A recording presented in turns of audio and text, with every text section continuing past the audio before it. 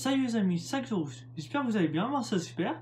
Et aujourd'hui on se retrouve pour les 19 pires illusions d'optique. Donc ça pourra être des images, ça sera principalement des images, mais c'est possible qu'il y ait quelques gifs, vidéos, je sais pas du tout. Donc on va voir. Donc on va commencer sans plus tarder. Donc la première. Éveil psychédélique d'Akiyoshi Kitaoka. Le regard maintenu sur la zone centrale, les motifs vrillés s'animent, un peu vertigineux. Mais comment le cerveau peut autant faire des mouvements? Donc est-ce que vous ressentez, vous voyez toutes ces illusions aussi? Les fleurs tournantes d'œil, ouais, même personne. À bien y regarder, ces figures circulaires se mettent à tourner comme des engrenages. Cette illusion qui trompe l'analyse du mouvement est due au japonais. Professeur du département de psychologie de l'université RIT machin à Kyoto. Alors, en fait, si vous regardez une fleur, elle bouge pas, celle que vous regardez elle bouge pas, mais toutes les autres elles bougent. Il est quand même bien fait le cerveau. Mais je me demande comment c'est possible que le cerveau interprète les images comme ça. Je sais pas si c'est pas interprété, mais du coup il fait du mouvement, je sais pas. Les carrés qui ont deux yeux. Ce ne sont que des carrés, pourtant ils ont l'air de former des ondulations. Mieux, ces vagues semblent parfois se mettre en mouvement, surtout si on bouge un peu l'image sur l'écran. Ah ouais, ça fait comme des vagues. Mais genre, attends, si on bouge l'image, c'est possible de bouger l'image? Ah ouais. Oh. Alors vous, je sais pas, moi j'ai l'impression qu'il y a encore plus de vagues. Oh là là. Pourtant, je vous assure, c'est des images tout ça. Mais je me demande comment le cerveau fait pour interpréter ça. Je sais pas du tout. Pourtant, le cerveau c'est un des organes. Un des organes les plus inconnus, mais ça se comprend. Quand on voit comment le cerveau interprète tout ça, trompe-l'œil. Presque un trompe-l'œil, ce dessin plan devient creux, évoquant un puits ou un tube sans fond. Ah ouais? Je pense que vous savez ce qu'il faudra qu'on fasse, hein, pour les images suivantes. Il faudra qu'on regarde l'image et qu'on analyse avant de lire. Parce qu'en fait, quand tu lis, ça donne une réponse. Mais moi, si vous regardez, vous avez l'impression qu'il y a un rebord là. Et que là, c'est un trou infini. Et puis, il bouge quand même. Et il bouge là. C'est incroyable. Ah bah là, ça bouge partout. Même la fleur, pas la fleur, mais c'est pas une fleur. Même les cercles que tu regardes, ils bougent. Alors tout à l'heure, si vous vous souvenez, il y a fleur quand c'était les fleurs, on regardait une fleur, elle bougeait pas, mais les autres bougeaient. Et là, même celle qu'on regarde bouge. Les serpents tournent. Est-ce que vous trouvez que c'est des serpents? Vous avez certainement déjà croisé ces serpents. Ils sont l'œuvre du japonais. Ils sont matérialisés par une multitude de cercles, composés eux-mêmes de cercles concentriques. Lorsque nous balayons du regard cet assemblage, il s'anime sous l'effet de la répétition et de la concentricité. Là, en fait, t'as un cercle, dedans un autre cercle, encore un, infini. C'est n'importe quoi. Non! On est d'accord, on dirait que c'est un damier. Genre blanc, noir, blanc, gris clair, gris foncé, blanc, noir, voilà. Mais si vous regardez, donc pareil, A et B, A ça serait gris noir, B ça serait blanc, mais si vous regardez, c'est la même couleur en fait. Non, ça j'y crois pas. En 1995, Ted Addison publie son échiquier. Deux cases A et B, pourtant d'une même couleur, nous semblent différentes. Notre œil est trompé par l'ombre portée du cylindre vert, donc ça, et les cases foncées autour de la case B. Ouais, ok. Ou les cases claires à côté de la A. Il rectifie et éclaircit automatiquement B. Avouez que même en sachant, vous avez du mal à nous croire. Perso, c'est vrai que j'ai du mal à y croire. Mais du coup, je me demande, est-ce que c'est le cerveau qui qui voit que comme il y a un objet qui fait une ombre, éclaircir le truc? Ou est-ce que... Je sais pas. Ah oui, ça c'est connu ça. C'est dommage que ça par contre. Attends. Si vous regardez, ça je pense que vous avez déjà vu cette image. Ou même escalier, c'est un peu d'un même genre, escalier infini. Je me demande comment c'était possible de créer ça en fait. Bah de dessiner ça. C'est quand même bien fait. Cet objet impossible a été conçu par Roger Penrose dans les années 50.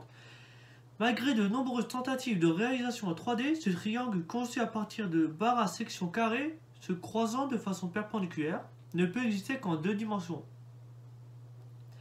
Certaines animations démontrent par la cassure du triangle l'impossibilité de sa réalisation concrète en 3D.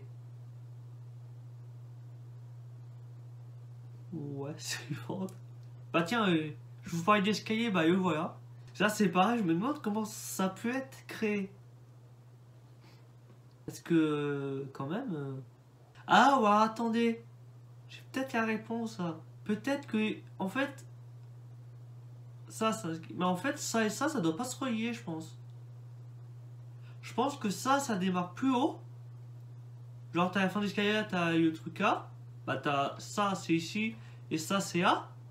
Mais avec l'angle de vue, ça doit faire ça, je pense. Un truc comme ça, à mon avis. Chez Penrose, on est passionné par les illusions d'optique. Quand Roger Penrose dessine le triangle, son fils Lionel prend la relève et imagine un escalier tout aussi impossible à réaliser. Bah dis donc, père en fils. En revanche, sur le papier, l'escalier à angle droit semble monter à l'infini dans une boucle où haut et bas se rejoignent. Ouais, à mon avis, c'est ce que j'ai dit, je sais pas.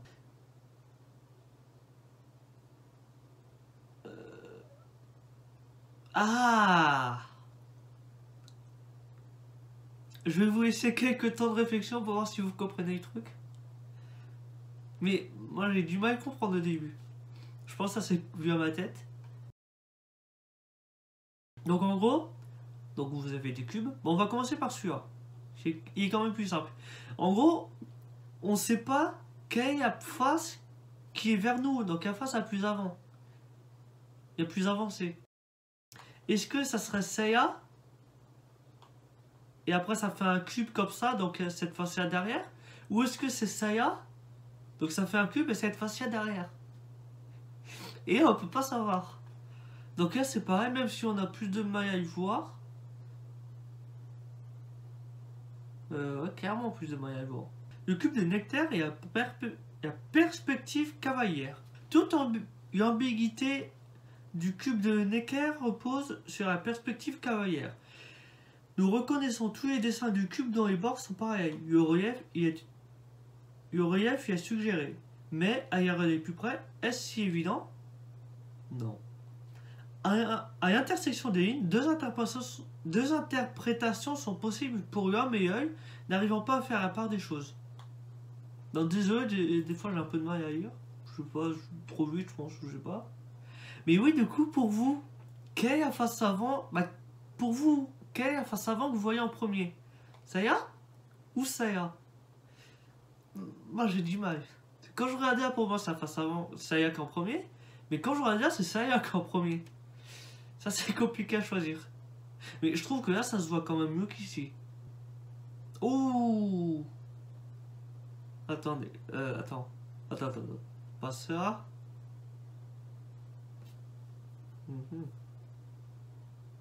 Je comprends pas. Bah, vous, je sais pas, moi je vois rien, je vois aucune illusion en fait. Il y a perspective paradoxale et d'échelle. Largement utilisée par Richer dans son travail, la perspective paradoxale est un art graphique.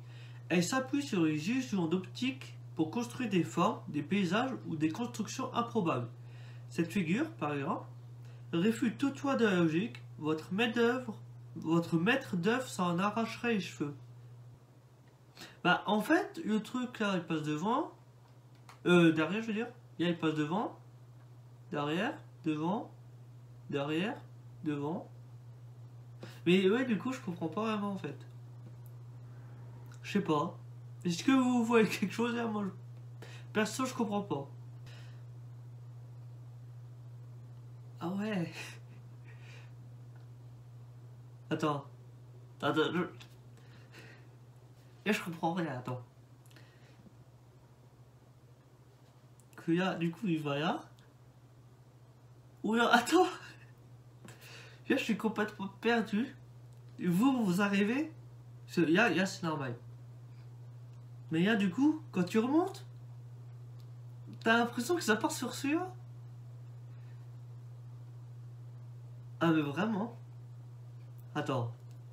Du coup, là, ça fait ça. Celui-là est normal. Là, ça descend, ouais. Et quand tu remontes, t'as l'impression que ça part sur l'autre. Attends, là, mon cerveau est en train de griller, là, tellement.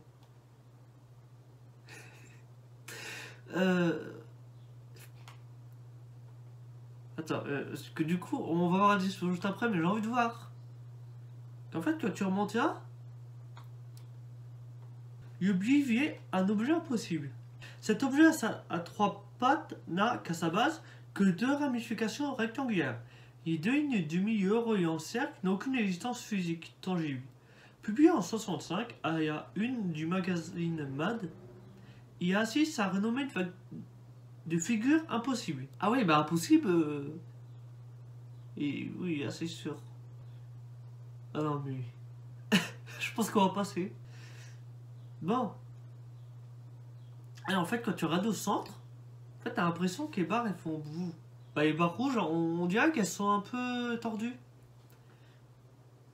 Alors, je suis sûr qu'elles sont droites. Vous en pensez quoi? Les lignes rouges sont-elles pareilles? Non, regardez mieux. Par un effet d'angle, les lignes bleues et arrière-plan donnent une impression d'expansion. Mais prenez votre règle, elles sont droites. On a l'impression qu'elles sont tordues, mais en fait, elles sont droites. C'est quand même bien fait. Attends, je comprends pas. Vous comprenez, vous? Ouais, donc cette vidéo a duré un peu plus longtemps que les autres, que ce soit Pure VDM, Pure Bon Coin, tout ça. Mais il faut prendre le temps d'analyser tout ça. Et là, j'ai pas compris.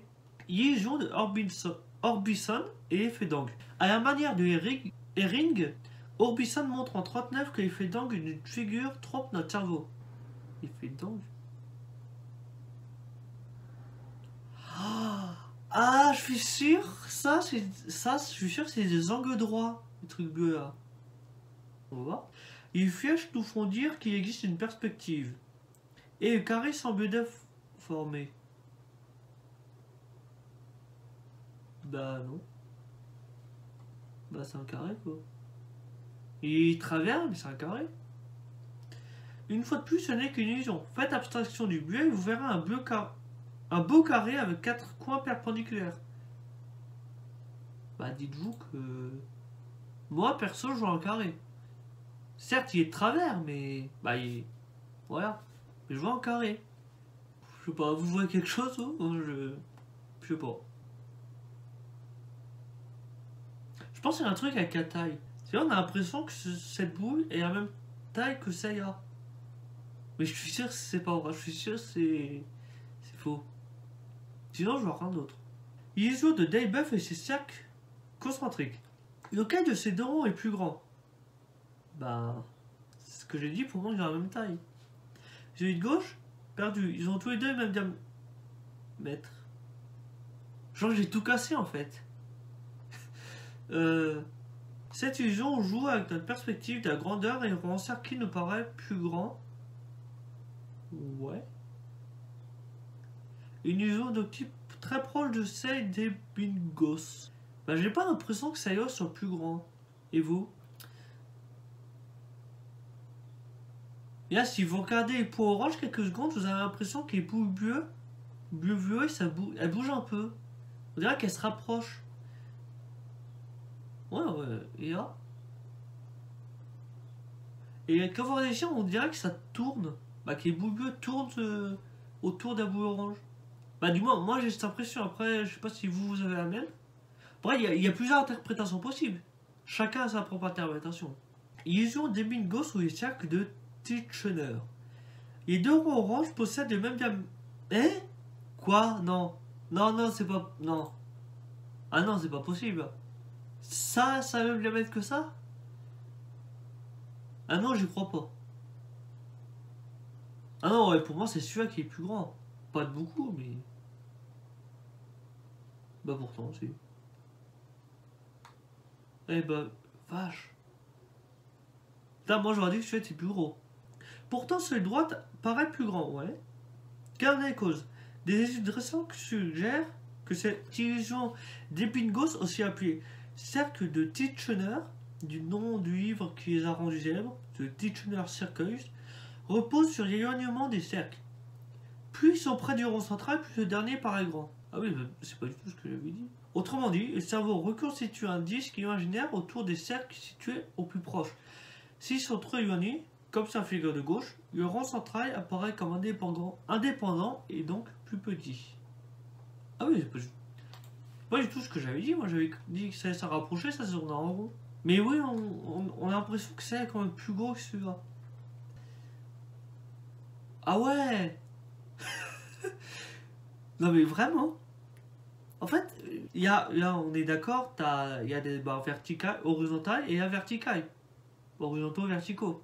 Mais vous avez l'impression que ça, c'est derrière.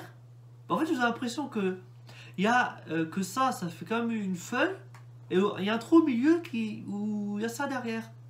Et quand vous bougez, vous avez l'impression que ça bouge par là et les trucs par là. Bah, je pense que vous avez compris, mais... Bon, je pense que vous avez la même. Mais c'est quand même bien fait aussi. L'illusion d'Uchi est la perception du mouvement. Cette illusion est très impressionnante et joue avec la perception du mouvement. Le même motif est répété 2 fois, à la verticale et à l'horizontale. L'inverse. Placé en fond, il reste immobile. Lorsque l'on vient superposer un cercle avec ces mêmes motifs mais disposé à l'horizontale, donc ouais, celui-là. Alors l'intérieur, non celui-là, alors l'intérieur du cercle semble bouger. Pourtant l'image est statique.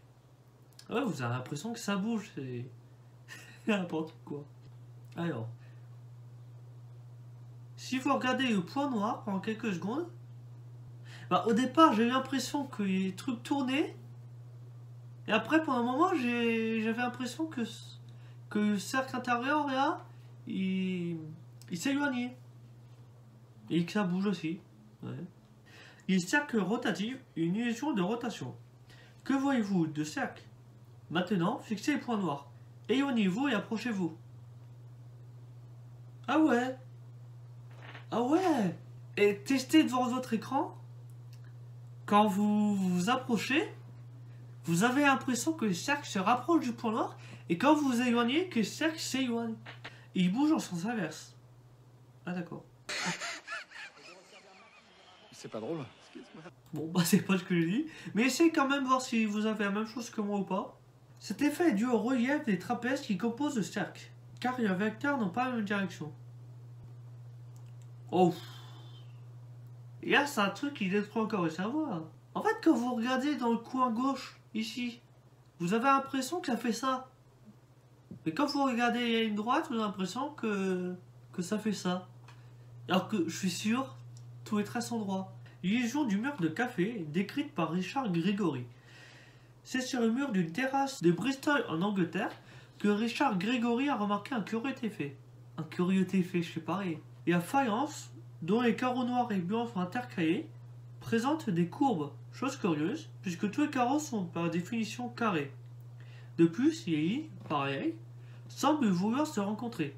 Le docteur Gregory en fut tellement interloqué qu'il décida d'en parler dans un numéro de la revue Perception. Et là, vous avez l'impression que c'est tellement bien fait quand même. Ah ouais. En fait, on a l'impression que ce seuil-là, il est plus bas que celui-là. Si on regarde les personnes et le seuil. Ouais, c'est avec l'ombre là, on a l'impression que celui-là est plus bas. Et du coup, surtout avec la personne, on a l'impression que celle-là est plus loin, donc plus bas que celle-là. Elles sont au même niveau, ça c'est clair. Et la chambre d'Amès et son trapèze. Cette chambre est tout à fait particulière. En forme de trapèze, elle donne l'illusion d'être cubique si on met en place un point précis. C'est alors que deux personnes placées à la même hauteur ont l'air d'avoir deux tailles différentes. Pratique, cet effet est utilisé au cinéma. Ah, je savais pas que c'était utilisé au cinéma par contre. Donc ouais, c'est bien fait. En tout cas, toutes ces images, elles sont bien faites. Donc, quelle image qui vous a le plus marqué? Moi, c'est sûr, j'arrive toujours pas. Ah non, malgré avoir eu la réponse, non, j'arrive toujours pas. Non, moi, c'est définitivement ça et à la pire. Donc, j'espère que vous avez aimé. J'espère que votre cerveau n'a pas trop été retourné. Donc, n'hésitez pas à me dire si vous avez eu les mêmes perceptions que moi. Et puis, n'hésitez pas non plus à me dire il y a quelle a été la pire selon vous. J'espère que vous avez aimé. Donc, n'hésitez pas à liker, à partager. Et on se retrouve pour une prochaine. Salut! Ça y est, j'arrive toujours pas. C'est impossible.